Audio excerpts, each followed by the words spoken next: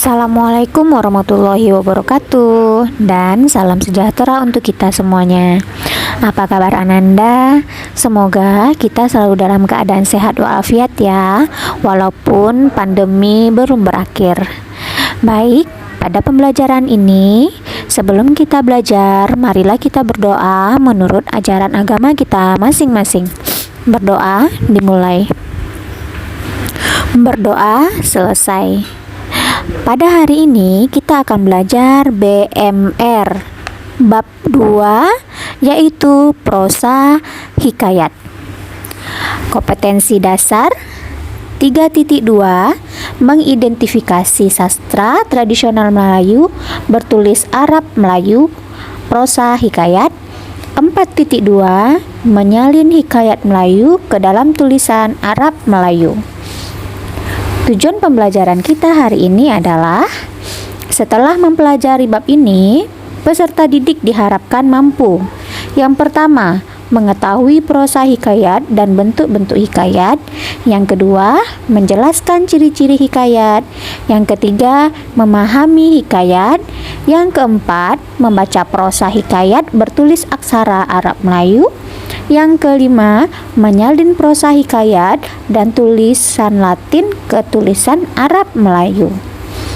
Baik, sebelum kita belajar, Ibu ingin berpantun dahulu. Patah lancang kita sadaikan, supaya sampan tidak melintang. Petuah orang kita sampaikan, supaya badan tidak terbuang. Patah lancang kita panggarkan, dalam belanga ikan belida. Petuah orang kita dengarkan, dalam hikayat penuh makna. Nah, coba Ananda perhatikan gambar ini. Gambarkah apakah ini? Ya, gambar yang pertama, seorang anak sedang menulis. Kira-kira dia sedang menulis apa ya? Nah, karena kita belajar tentang hikayat, berarti dia sedang menulis hikayat. Yang kedua, ada gambar seorang bapak menceritakan sebuah cerita kepada dua orang anak. Nah, berarti bapak ini sedang menceritakan hikayat untuk dua orang anak yang mendengarkan. Nah, dari judulnya saja kita sudah berbicara tentang hikayat, ya, prosa hikayat. Apa itu prosa? Prosa merupakan karya sastra yang berbentuk cerita.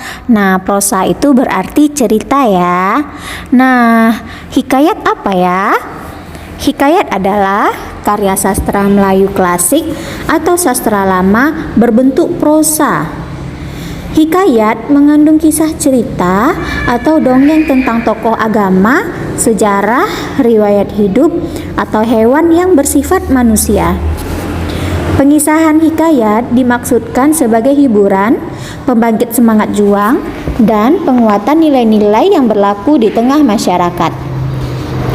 Tokoh-tokoh utama dalam hikayat sebagian rekaan, misalnya dalam hikayat Sri Rama, hikayat Indra Putra, dan hikayat Sang Boma. Sebagian lagi juga tokoh sejarah seperti dalam hikayat Abdullah dan hikayat Hang Tuah. Beberapa hikayat menceritakan episode tunggal dalam kehidupan manusia, seperti hikayat bulan berbelah, hikayat Nabi Mikraj, hikayat Fatimah berkata-kata dengan pedang Ali, dan hikayat Nabi Musa Munajat. Beberapa mengenai burung dan hewan yang bertingkah laku sebagai manusia, misalnya hikayat Pelandu Jenaka dan hikayat Koja Maimun atau hikayat Bayan Budiman.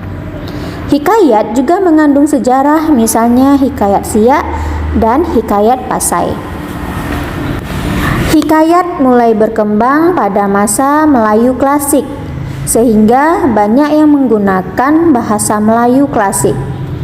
Bahasa ini berbeda dengan bahasa Melayu yang berkembang saat ini.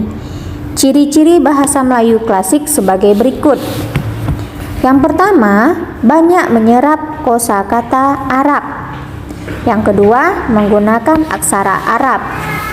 Yang ketiga, kalimatnya panjang-panjang, berulang, berbelit-belit. Yang keempat, banyak menggunakan kalimat fasif. Yang kelima, menggunakan bahasa istana. Yang keenam, kosakata klasik. Ratna Mutu Manikam, Sahaya, Masyagul atau bersedih. Ketujuh, banyak menggunakan pangkal kalimat seperti bermula, alkisah, hatta, adapun. Yang kedelapan, banyak menggunakan kalimat sungsang. Yang kesembilan, banyak menggunakan partikel pun dan lah. Hikayat Melayu yang ditemukan di Riau adalah hikayat Hang Tuah dan hikayat Siak. Hikayat Hang Tuah berkisah tentang kepahlawanan Hang Tuah di Kerajaan Melaka abad ke-15. Hang Tuah memiliki karakter Melayu yang memiliki keberanian, keterampilan, kecerdikan dalam berkelahi, kesetiaan yang tak tergoyahkan kepada sang penguasa. Hikayat Hang Tuah mengandung kisah legendaris atau khayalan. Misalnya ketika berhadapan dengan lawan dari Jawa yang dapat berubah wujud, Hang Tuah mengubah dirinya menjadi seekor harimau. Teks hikayat ini diduga menyalahi zaman. Meskipun Hang Tuah hidup antara tahun 1450 Masehi atau 1500 Masehi. Tetapi dalam hikayat ini, ia mengunjungi Patih Gajah Mada dari Majapahit di Jawa, yang sebenarnya setelah meninggal selama lebih dari seabad. Hikayat Siak mengisahkan tentang kerajaan Siak. Ditulis sebagai perjalanan sejarah kerajaan Melayu yang besar dan pesat di pesisir timur Pulau Sumatera. Kerajaan ini mencapai kerajaan abad ke-18 Masehi. Hikayat Siak digemari dalam wilayah kekuasaan kerajaan Siak, sehingga semenanjung Melaya. Manuskrip Hikayat Siak tersimpan di Perpustakaan Nasional Republik Indonesia, Jakarta. Hikayat ini juga telah diterbitkan di Kuala Lumpur oleh Dewan Bahasa dan Pustaka 1992. Sekarang, tadi Ibu sudah menjelaskan apa itu hikayat dan prosa. Sekarang kita belajar tentang bentuk dan ciri-ciri hikayat. Yang pertama, bentuk hikayat.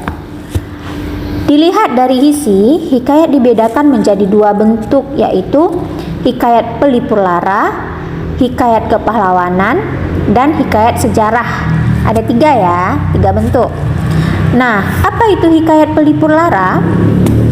Hikayat pelipur lara menggambarkan perjuangan dan pengalaman seorang tokoh dalam menghadapi berbagai rintangan dan cobaan dalam kehidupannya. Contoh hikayat, misalnya hikayat Si Umbut Muda dan hikayat Raja Muda Ali. Yang kedua, hikayat kepahlawanan. Hikayat kepahlawanan menggambarkan kegagahan dan sifat kesatria dari tokoh cerita. Contoh hikayat ini adalah hikayat Hang Tuah, hikayat Si Miskin, dan hikayat Malim Demam. Yang ketiga, hikayat sejarah. Hikayat sejarah berisi sejarah suatu kerajaan atau silsilah raja-raja pada suatu negeri. Contoh hikayat ini misalnya hikayat Siak, hikayat sejarah Melayu, dan hikayat negeri Johor. Nah, itulah bentuk hikayat. Yang kedua, ciri-ciri hikayat. Adapun ciri-ciri hikayat sebagai berikut. Yang pertama, anonim. Apa itu anonim? Anonim ini adalah tidak diketahui pengarangnya. Nah, hikayat ini rata-rata tidak diketahui siapa sebetulnya penulis ceritanya. Yang kedua, milik komunal. Hikayat ini menjadi milik bersama. Yang ketiga, istana sentris. Kisah-kisah hikayat umumnya menceritakan kehidupan istana atau tokoh-tokoh kerajaan. Yang keempat, tradisional. Hikayat bersifat tradisional yang mengandung budaya dari wilayah tertentu. Selanjutnya, didaktis. Hikayat sifatnya mendidik yang berisi pesan-pesan moral. Selanjutnya, bahasa Melayu klasik. Hikayat ini menggunakan bahasa Melayu klasik. Penceritaan dimulai dengan kata-kata syahdah, al-kisah, pada suatu hari, hatta, sebermula. Selanjutnya, ciri-cirinya yaitu pralogis. Sebagian kisah hikayat tidak logis, artinya tidak masuk akal. Selanjutnya, statis. Bentuk dan tema hikayat bersifat kaku atau tetap. Nah, itulah ciri-ciri hikayat. Sekarang membaca hikayat. Di sini ada sebuah cerita tentang hikayat Hang Tuah. Mari kita simak ya. Hikayat Hang Tuah. Pada suatu ketika ada seorang pemuda yang bernama Hang Tuah, anak Hang Mahmud. Mereka bertempat tinggal di Sungai Duyung. Pada saat itu semua orang di Sungai Duyung mendengar kabar tentang Raja Bintan yang baik dan sopan kepada semua rakyatnya. Ketika Hang Mahmud mendengar kabar itu, Hang Mahmud berkata kepada istrinya yang bernama Dang Merdu, "Ayo kita pergi ke Bintan, negeri yang besar itu, apalagi kita ini orang yang miskin. Lebih baik kita pergi ke Bintan agar lebih mudah mencari pekerjaan." Lalu pada malam harinya, Hang Mahmud bermimpi bulan turun dari langit. Cahayanya penuh di atas kepala Hang Tuah. Hang Mahmud pun terbangun dan mengangkat anaknya serta menciumnya. Seluruh tubuh Hang Tuah berbau seperti wangi-wangian. Siang harinya, Hang Mahmud pun menceritakan mimpinya kepada istri dan anaknya. Setelah mendengar kata suaminya, Dang Merdu pun langsung memandikan dan melulurkan anaknya. Setelah itu, ia memberikan anaknya itu kain, baju, dan ikat kepala serba putih. Lalu Dang Merdu memberi makan Hang Tuah nasi kunyit dan telur ayam. Ibunya juga memanggil para pemuka agama untuk mendoakan keselamatan untuk Hang Tuah. Setelah selesai dipeluknya lah anak itu. Lalu kata Hang Mahmud kepada istrinya, "Adapun anak kita ini kita jaga baik-baik, jangan diberi main jauh-jauh." Keesokan harinya seperti biasa Hang Tuah membelah kayu untuk persediaan. Lalu ada pemberontak yang datang ke tengah pasar. Banyak orang yang mati dan luka-luka. Orang-orang pemilik toko meninggalkan tokonya dan melarikan diri ke kampung. Gemparlah negeri Bintan itu dan terjadi kekacauan di mana-mana.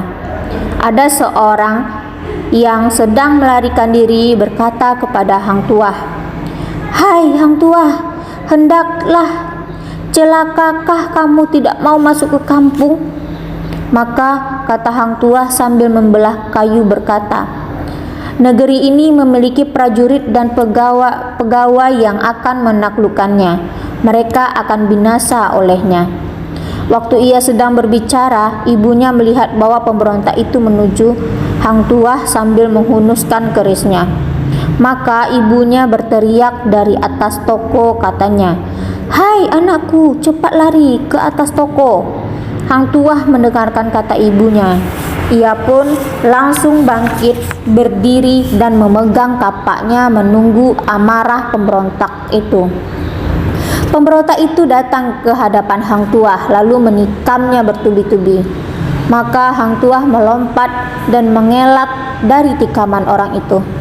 Hang Tuah lalu mengayunkan kapaknya kepada kepala orang itu. Lalu terjatuhlah orang itu dan mati. Maka kata seorang anak yang menyaksikannya, Dia akan menjadi perwira besar di tanah Melayu ini. Terdengarlah berita itu oleh keempat kawannya, Hang Jebat, Hang Kesturi, Hang Lekir, dan Hang Lekui. Mereka pun langsung berlari-lari mendapatkan Hang Tuah. Hang Jebat dan Hang Kesturi bertanya kepadanya, "Apakah benar engkau membinasakan pemberontak dengan kapak?" Hang Tuah pun tersenyum dan menjawab, "Pemberontak itu tidak pantas dibinasakan oleh keris, melainkan dengan kapak untuk kayu." Kemudian karena kejadian itu, Baginda Raja sangat mensyukuri adanya sang Hang Tuah. Nah, cerita ini dikutip dari Ensiklopedia Kebudayaan Melayu Riau 2012 dengan perubahan seperlunya. Nah, itulah cerita tentang Hang Tuah. Sekarang di sini ada membaca hikayat Arab Melayu. Di sini ada tulisan Arab Melayu. Mari kita simak bacaannya. Judulnya yaitu Hikayat Raja Damsyik. Di sebuah kerajaan yang diperintah oleh Ahsan al-Ahsan, raja ini mempunyai adik Khalil al-Muluk. Ahsan al-Ahsan mempunyai istri putri Nur Laila. Kerajaan ini dikaruniai dua putra, orang yang bernama Sah Pemana dan Saiful Al-Kamer. Kedua putranya ini dibekali dengan berbagai ilmu pengetahuan dan berbagai kecakapan. Pada suatu hari, kedua putra mengadakan pacu kuda di padang Langkapur. Terjadi kejadian kedua putra hilang dan terpisah. Alkisah Saiful Kamer berjumpa sebuah istana yang dihuni oleh Putri Rana Kemala, anak seorang raksasa yang jahat. Saiful Kamer diselamatkan oleh Putri Ratna Kemala, dimasukkan ke cembul dan dimasukkan dalam peti. Kudanya diubah menjadi sekutum cempaka. Putri Rana Kemala memberikan cembul sepeti. Akan halnya Sah Permana berjumpa pula istana seorang putri yang diasuh oleh seekor burung Garuda yang jahat. Ayah dan ibu putri tersebut dibunuh oleh burung tersebut. Rakyat sebagian dibunuh dan sebagian lari. Sang Permana membunuh Garuda dan mengawini Putri Inandra Gemala. Nah, itulah arti dari tulisan Arab Melayu ini. Sekarang yang paragraf ketiga dan keempat, silahkan kamu artikan ya. Kamu cari artinya dan kerjakan tugasnya. Tugas yang selanjutnya, yang pertama tadi mengartikan paragraf ketiga dan keempat. Tugas yang kedua, kamu telah memahami hikayat. Sekarang salinlah teks hikayat Hang Tuah yang telah kamu baca ke dalam aksara Melayu. Kamu ubah bacaan yang ibu baca tadi ke dalam tulisan Arab Melayu. Yang ketiga, tugasnya carilah hikayat dari berbagai sumber. Salinlah hikayat tersebut dalam tulisan aksara Melayu pada kolom di bawah ini. Mintalah orang tua atau saudaramu memeriksa kembali tulisanmu, mengomentari, dan menandatangani. Nah, tugas yang ketiga ini kamu gunakan dulu tulisan yang biasa ya. Kamu cari ceritanya, kamu tulis dengan tulisan huruf Latin, lalu salin ke tulisan Arab Melayu. Nah, itulah tugas kita hari ini dan materinya. Semoga kamu mengerti. Ibu akhiri dengan Assalamualaikum warahmatullahi wabarakatuh.